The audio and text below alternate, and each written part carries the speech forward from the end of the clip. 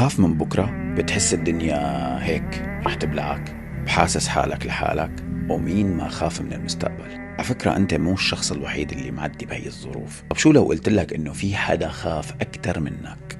مريم، بنت صغيرة بريئة ومؤمنة، وفجأة حامل، لا زواج لا دهم ولا حدا معه.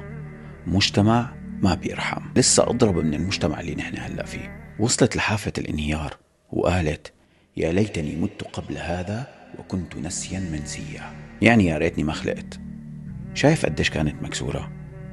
بس فجأة تحت الشجرة وبهديك اللحظة السوداء بيجيها صوت من السماء: لا تحزني. الله شاف خوفها وسمع الخوف اللي بقلبها، ونزل رزقها مي وتمر، وأهم شي أمان. لما واجهت الناس ما دافعت عن حالها، خلى ابنها يحكي عنها. يعني إذا أنت خايف من بكرة، من فضيحة، من موقف، من كلمة، تذكر مريم: الخوف ما بينفي الإيمان، بس بيمتحنه. وإذا كان الله معك، فشو يعني المستقبل؟ هو شايفك وسامعك وما رح يتركك، بس هو اختبار صغير وبعده كل شي بيرجع لمساره الصحيح.